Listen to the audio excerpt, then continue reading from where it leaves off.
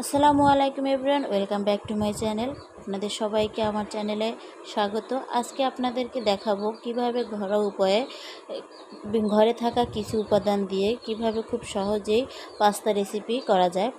তো আমরা অনেকেই পাস্তা রান্না করি, তো পাস্তা রান্না করতে অনেক কিছুই লাগে। তো আমি একদম ঘরে থাকা কয়েকটা আইটেম দিয়ে একদম খুব মজাদার উপায়ে পাস্তাটা আপনাদেরকে রান্না করে দেখাবো। চলুন রান্নাতে চলে যাই।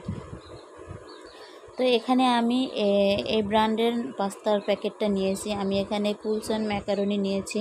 তো আপনারা যে কোনো ব্র্যান্ডের পাস্তা নিতে পারেন।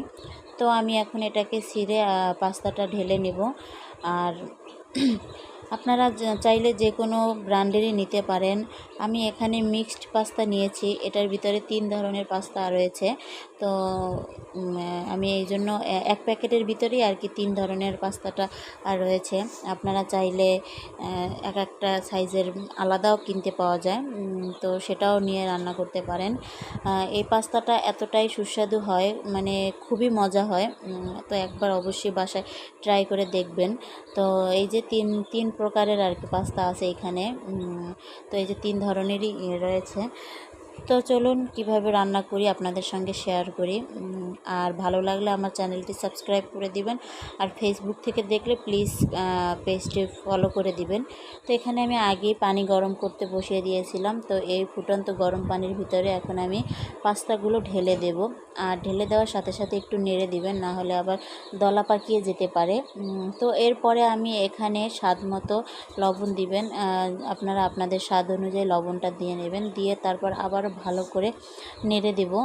আর পাস্তাটা আমার সিদ্ধ হতে প্রায় 10 মিনিট লাগে নাই, একটু কম লাগছে, এই 8-9 মিনিটের মতো লাগছে। তো আপনারা আপনাদের পাস্তার প্যাকেটের গায়ে লেখা থাকে, নির্দেশনাবলী দেওয়া থাকে যে কত মিনিটে সিদ্ধ করতে হয়, কোন পাস্তা কোন কোম্পানির কোন পাস্তা আর কি। তো আমারটা আমি 8 থেকে 9 মিনিট সিদ্ধ করে নিয়েছি। এই যে সিদ্ধ হয়ে গেছে, এরপর নামিয়ে নেব। আর খেয়াল রাখবেন পাস্তাটা কিন্তু একদম নরম করে ফেলা যাবে না। তো এরপরে আমি এখানে একটি কড়াইতে পরিমাণ মতো তেল দিয়ে এখানে সামান্য কি বড় 1 পোয়া পরিমাণ রসুন কুচি দিয়ে নিলাম। এটাকে একটু ভালো করে ভেজে নিব, কারণ রসুনের ফ্লেভারটা পাস্তার সাথে খুব ভালো যায় এই কারণে। তো এটাকে ভালো করে ভাজা করার পর এর ভিতরে আমি এখন পেঁয়াজ কুচি আর কাঁচামরিচ কুচি দিয়ে নেব। আমি এখানে কাঁচামরিচ কুচিটা একটু অল্প দিলাম, যেহেতু আমার মেয়ে খাবে। তো আপনারা ঝালটা আপনাদের যার স্বাদ অনুযায়ী বাড়িয়ে কমিয়ে নিতে পারবেন। তো এরপরে পেঁয়াজ কুচি আর কাঁচামরিচ কুচিটাও রসুন কুচির সাথে ভালো করে ভেজে নেব। আর এরপরে আমি পেঁয়াজ কুচিটা ভাজা হয়ে যাওয়ার পর আমি এখানে কিছু ফ্রোজেন সবজি দিয়ে নেব। এখানে ছিল মটরশুঁটি আর গাজর। এখানে আপনারা চাইলে বিনসও দিতে পারেন। তো আমার ঘরে বিনস ছিল না, সেজন্য আমি মটরশুঁটি আর গাজরটাই দিয়ে নিলাম। তো এরপর গাজরটা আর মটরশুঁটিটাকেও খুব ভালো করে 2 মিনিটের মতো ভেজে নিলাম। ভেজে নেওয়ার পর এরপরে এখানে একটা বড় সাইজের ডিম আমি ভেঙে দিব। আপনারা দুটাও দিতে পারেন। তো আমার ডিমের সাইজটি একটু বড়ই ছিল, এই জন্য আমি একটাই দিলাম। তো এই যে ডিমটাকেও আমি এখন এভাবে ভালো করে ভেজে নিব, ভেজে ঝুড়ে করে নেব। আপনারা চাইলে প্রথমে ডিমটা ভালো করে ভেজে একটা পাত্রে উঠিয়ে নিতে পারেন। তো আমি অতটা ঝামেলা করতে চাই নাই, সেজন্য একসাথেই করে নিলাম। তো এটাও একদম ঝুরে হয়ে গেছে। এখন আমি ভালো করে মশলার সাথে ডিমটাকেও ভালো করে মিশিয়ে নেব। আর মেশানো হয়ে যাওয়ার পর এখানে আমি এখন কিছু মশলা অ্যাড করব। আর এটা ছিল পাস্তার ভিতরেই 1 প্যাকেট মশলা ছিল। তো আমি ওই প্যাকেটের মশলাটা পুরোটাই দিয়ে নিয়েছি। আর আপনারা চাইলে এখানে ম্যাগি মশলাও দিতে পারেন।